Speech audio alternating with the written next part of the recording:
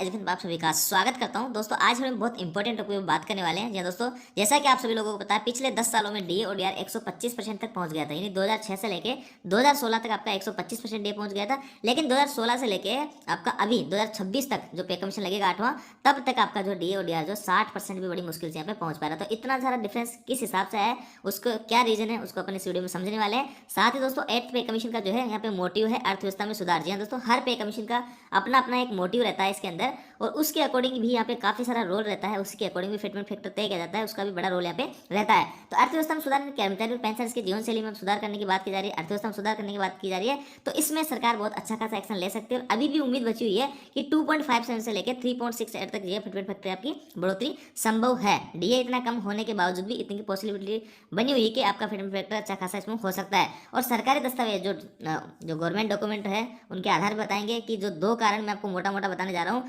DA और D R कम होने का, वो इस वीडियो में बात करेंगे। इसके अलावा दोस्तों डीए और डीआर आपका 60% तक ही बढ़ रहा है 2026 तक, फिर भी जो है अभी उम्मीद बाकी है, आपका फिटमेंट फैक्टर अच्छा खासा हो सकता है और आपकी सैलरी में अच्छा खासा हाइक आपको देखने को मिल सकता है। तो वीडियो काफी इंपॉर्टेंट वाला, वीडियो को लास्ट तक जरूर देखिएगा, काफी सारी चीजें आपको यहाँ से क्लियर होने वाली है। सबसे पहले दोस्तों देख लेते हैं आपके डीए और डीआर में अंतर। 2006 से 2016 तक आपका 125% पहुंच गया था, ये 1 जनवरी 2016 से लेकर 2006 से लेकर 1 जनवरी 2016 तक। और इसके अलावा उसके आगे 2016 से लेकर 2026 तक जो पहुंच रहा है, अभी आपका 53% चल रहा है। जनवरी वाला जो है ड्यू है, 2% बढ़ने की संभावना है पूरी तरीके से, तो 55% आपका जनवरी से हो जाएगा। इसके आगे 2 किस्तों में और आपका डीओ डीआर बनना है, 1 जुलाई को और एक जो है 1 जनवरी 2026 को। तो मान लेते हैं कि दोनों किस्तों के अंदर आपका 5% और बढ़ जाता है, मिनिमम या मैक्सिमम 5% के आसपास ही बढ़ेगा।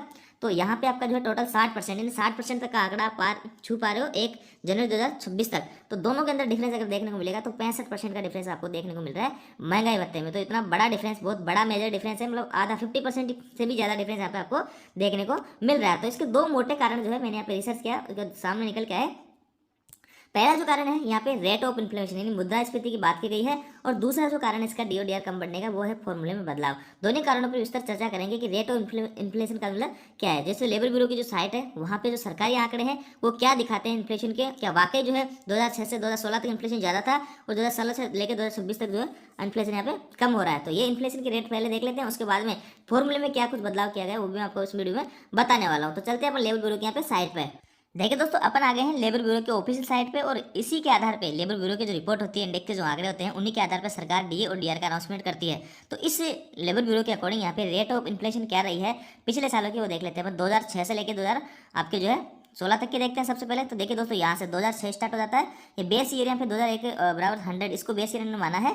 और यहाँ पे 2006 से आप रेट ऑफ इन्फ्लेशन देख पा रहे होंगे, जितनी ज़्यादा रेट ऑफ इन्फ्लेशन रहेगी उसके हिसाब से आपका डी और महंगाई भत्ता भी उस हिसाब से बढ़ेगा। तो यहाँ पे देखिए ये आपका 6-7 के करीब इसमें दिख रहा है। 2008 में आपका 7, 8, 9, 10, 11 तक भी आपका यहाँ पे पहुंच रहा है। 2009 के अंदर आप देख रहे होंगे 11, 12 तक भी आपका पहुंच रहा है, 13, 14 तक भी यहाँ पे पहुंच रहा है। ये हर महीने की रिपोर्ट दोस्तों, जनवरी, फरवरी, मार्च ऐसे। और यहाँ पे 2010 के अंदर देखिए आप, जनवरी के अंदर 16 और 14 बहुत हाई था रेट ऑफ इन्फ्लेशन यहाँ पे, इस रिपोर्ट के आधार पे, लेबर ब्यूरो की जो रिपोर्ट है इसके आधार पे। 2011 के अंदर भी आप देखोगे तो यहाँ पे 10 के करीब आपका आंकड़ा छूता नजर आ रहा है। 2012 में भी आपका जो है 10 के आसपास के आंकड़े नजर आ रहे हैं। 2013 में भी देख लीजिए रेट ऑफ इन्फ्लेशन जबरदस्त थी।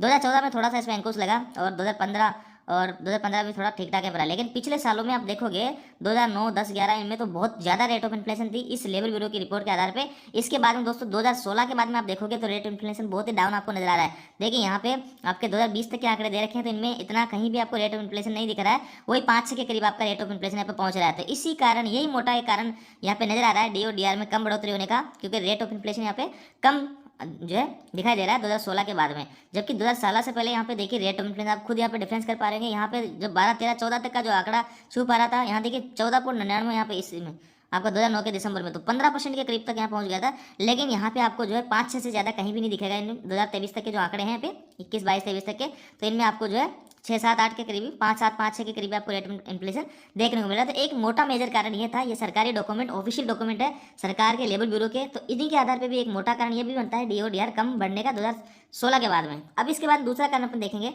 दूसरा कारण है, मोटा कारण दोस्तों, फॉर्मूले में बदलाव। फॉर्मूले में क्या कुछ बदलाव किया गया, देखिए ये जो है ये भी एक ऑफिशियल अपडेट है। यहाँ पे देखिए ये 9/2/2023 का जो है आपके minister of labour and development Rajya Sabha government India, यहाँ पे एक क्वेश्चन पूछा गया था श्री जावेद अली खान के द्वारा, weight percentage of items under AICPN के अंदर जो प्रोडक्ट लिए जा रहे हैं, जो वेटेज परसेंटेज ऑफ आइटम, जिन आइटम्स का यहाँ पे वेटेज लिया जा रहा है। देखिए दोस्तों होता क्या है, आपके यहाँ पे चीज़ें देखी जाती है, कुछ चीज़ें ऐड कर रखी है, उनके आधार पे आपका डिसाइड होता है कि इनमें कितनी महंगाई हुई है, कितनी कमी हुई, उसके आधार पे आपके ऐसे में जो इंडेक्स के आंकड़े होते हैं उनका कम या ज़्यादा उस हिसाब से होते हैं। तो आपने पिछले नवंबर से दिसंबर देखा होगा 0.8 की कमी हुई थी, दिसंबर से जनवरी में 0.5 की आपकी कमी हुई है। तो ये जो है श्री जावेद अली खान ने सवाल किया था, क्वेश्चन नंबर 81 है, और 9/2/2023 को ये आपका मिनिस्ट्री ऑफ लेबर ब्यूरो से यह सवाल किया था राज्यसभा के अंदर। तो इन्होंने पूछा था, will the minister of labour and employment pleased to state, इन्होंने कहा था कि यहाँ पे जो DODR है वो कम बढ़ रहा है, आप किस फॉर्मूले से यहाँ पे कौन कौन से प्रोडक्ट इसके अंदर यूज़ करते हो, आप पहले कौन से करते थे, अब आप कौन से आइटम के आधार पर आप ये तय करते हो कि इंडेक्स के आंकड़े कम हो रहे हैं या बढ़ रहे हैं। तो यहाँ पे देखिए इन्होंने यहाँ पे जवाब दिया था, यहाँ पे मोटा कारण न दिया था। ये जो 3 सवाल पूछे थे आप देख पा लेंगे, PDF में टेलीग्राम ग्रुप में भेज दूंगा, वहाँ से भी जाके आप देख सकते हैं। इसमें आंसर इन्होंने दिया था A से C तक के जो भी क्वेश्चन थे इनमें ये मोटा कारण है, ये सारणी, ये आप देख पा रहे हैं चार्ट। इसमें दोस्तों क्या है, ये ग्रुप है और ये जो है आपका बेस ईयर पहले 2016 से पहले ये था, और 2016 के बाद में इसका जो चेंजेस यहाँ पे कर दिए गए हैं। मोटा चेंजेस क्या है, देखिए दोस्तों, जो चीज़ें जिनमें महंगाई ज़्यादा बढ़ती है, कुछ आइटम्स ऐसे होते हैं जिनमें महंगाई ज़्यादा होती है, तो यहाँ पे जब इनको चेंजेस किया फॉर्मूले में तो उनका जो है वेटेज कम कर दिया। ये इतने सारे जो है इनके आधार पर आपका ऐसे के आंकड़े तय होते हैं। अब इनमें से कुछ चीज़ें ऐसी है जो लगातार काफ़ी महंगी होती जाती है, कुछ चीज़ें ऐसी है जो ज़्यादा महंगी यहाँ पे नहीं होती है और धीरे धीरे यहाँ पे महंगी होती है। तो जो चीज़ें बहुत तेज़ी से यहाँ पे महंगी हो रही थी, बहुत ज़्यादा महंगी हो रही थी, उनका वेटेज यहाँ पे कम कर दिया। तो ऑटोमेटिकली कि जब ओवरऑल अगर इनका देखा गया तो फिर इंडेक्स में जो है कम वृद्धि या कम बढ़ोतरी यहाँ पर देखने को मिली। अब देखिए यहाँ पे 2016 से पहले ये वेटेज था, फूड और बेवरेज यानी इनका जो है यहाँ पे 39.20% था। अब देखिए भोजन जो है इतना महंगा नहीं होता, गेहूं वगैरह जो है वो बहुत धीरे धीरे यहाँ पे बढ़ते हैं, तो इसका वेटेज 39% बढ़ा के 46% कर दिया। अब पहले इनका जो है 1.80 था, इसको 2.27 कर दिया। क्लॉथिंग और फुटवेयर का जो है यहाँ पे ये कर दिया, और हाउसिंग का ये कर दिया, और फ्यूल और लाइट का ये कर दिया। और यहाँ पे मिसलेनियस का जो था पहले 29.81 था, उनमें अब जो इसका वेटेज कम कर दिया। तो मिसलेनियस वाला जो है इनका वेटेज यहाँ पे कम हो गया है, इनका वेटेज यहाँ पे बढ़ गया है। गेहूं वगैरह जो धान वगैरह इनका जो है धीरे धीरे ये महंगे होते हैं, अचानक तेजी में नहीं आती है, तो इसलिए इनका जो परसेंटेज है उसमें कमी ज़्यादा कर दी गई है। और इसके अलावा यहाँ पे बेस ईयर जो था उसमें भी यहाँ पे कमी जो है 2016 वाला था, और यहाँ पे एक बेस ईयर कर दिया। तो ये भी एक मोटा कारण होता है आपका DODR में कम बढ़ोतरी होने का। तो यहाँ पे आपको क्लियरली समझ में आएगा, राज्यसभा का है, ऑफिशियल अपडेट है, राज्यसभा में सवाल जवाब किया गया था, उसमें लेबर ब्यूरो ने कहा था कि हमारा जो पहले फॉर्मूला था वो इस हिसाब से था, इसमें हमने जो आइटम है इनके जो वेटेज है इनमें यहाँ पे चेंजेस किए हैं, उस आधार पे भी है जो महंगाई जो DODR है इनमें बढ़ोतरी कम हो रही है। तो ऐसा आप जो है कहा गया है।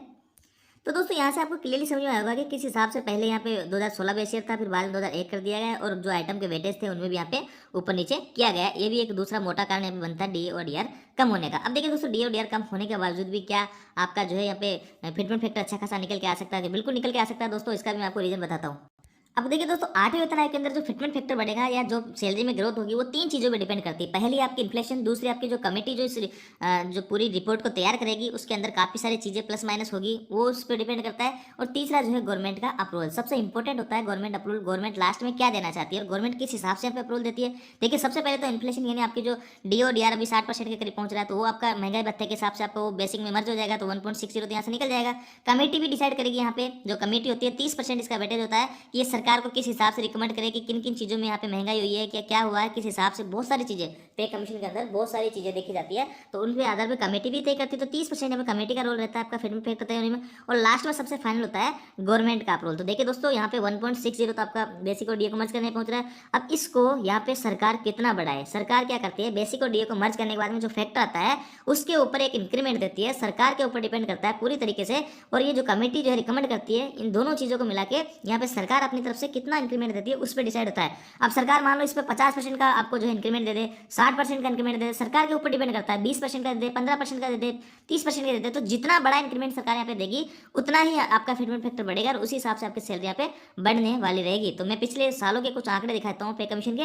देखिए ये जो है 7वें वेतन आयोग के 63 पेज का जो है स्क्रीनशॉट लिया हुआ है, उसके अंदर जो सरकार ने इंक्रीमेंट दिया था वो कितना दिया था। देखिए सेकंड CPC के अंदर 14.2 का दिया था, थर्ड में 20.6, फोर्थ में 27.6 का, और 5 में 31% का, और छठे वेतन आयोग में 54% का। छठे वेतन आयोग से पहले गवर्नमेंट कर्मचारियों की सैलरी बहुत कम हुआ करती थी, इसमें सरकार ने बेसिक और DA को मर्ज करने के बाद में 54% का इंक्रीमेंट दिया था। 54% का मतलब आप समझ सकते हैं कि 54% जो है यहाँ पे इंक्रीमेंट सरकार ने दिया था सभी की बेसिक और DA को मर्ज करने के बाद में, उसके ऊपर भी उनको 54% बढ़ा दिया गया था। और फिर जो है 7वें वेतन आयोग में मात्र 14.3% का इंक्रीमेंट यहाँ पे दिया गया था। अब 8वें वेतन आयोग में डिसाइड होता है कि सरकार यहाँ पे 54 अगर देना चाहे तो आपकी सैलरी बहुत अच्छी खासी हो सकती है, 31% देना चाहे, 27% देना चाहे, या फिर जो 14% देना चाहिए या फिर इससे भी कम दे सकती है, 10% भी। और सरकार के ऊपर, सरकार के विवेक के ऊपर डिसाइड होगा पूरा कि सरकार कितना फैक्टर, कितना इंक्रीमेंट आपको यहाँ पे दे सकती है। तो जितना इंक्रीमेंट आपको यहाँ पे सरकार की तरफ से मिलेगा उसी के अकॉर्डिंग आपकी सैलरी में जो इंडेक्स, जो आपका फैक्टर है, फिटमेंट फैक्टर वो बनेगा, और फिटमेंट फैक्टर जिस हिसाब से बनेगा उसके आधार पर आपकी न्यूनतम बेसिक तय होगी। तो फाइनली जो गवर्नमेंट का अप्रूवल है उस पर पूरी तरीके से निर्भर रहेगा कि सरकार कितना इंक्रीमेंट यहाँ पे देना चाहेगी। अगर अच्छा खासा इंक्रीमेंट देती है तो आपका अच्छा खासा फिटमेंट फैक्टर यहाँ पे हो सकता है। तो डीए और डीआर कम होने पे भी अभी जो है उम्मीद बाकी है कि सरकार यहाँ पे अच्छा अगर एक्शन लेती है कर्मचारी पेंशन स्कीम में तो आपको अच्छी खासी फिटमेंट फैक्टर के साथ में सैलरी देखने को मिल सकती है। तो ये थी दोस्तों तमाम तरीके की अपडेट। आई होप आपको जानकारी अच्छी लगी होगी, सारी कुछ चीज़ें क्लियरली आपको समझ में आएगी कि किस तरीके से यहाँ पे डीओ डीआर आपका कम पहुंचा है। और देखिए अर्थव्यवस्था में सुधार करने की बात की जा रही है, इसका मेन मोटिव अर्थव्यवस्था आयोग का, तो यहाँ पे क्या कुछ ना कुछ एक्शन सरकार जरूर लेना चाहेगी। तो यहाँ पे मैंने सारे कुछ सरकारी दस्तावेज के आधार पे, जो सवाल जवाब उनके आधार पे आपको क्लियरली बताया है कि किस कारण से डीओडीआर कम हुआ है और कैसे आपके जो है डीओडीआर कम होने के बावजूद भी आपका सैलरी अच्छा खासा हो सकता है। तो ये थी तमाम तरीके की जानकारी। आई होप दोस्तों जानकारी आपको अच्छी लगेगी। वीडियो आपको जरूर लाइक कीजिए, दोस्तों के साथ शेयर जरूर करें। Thank you.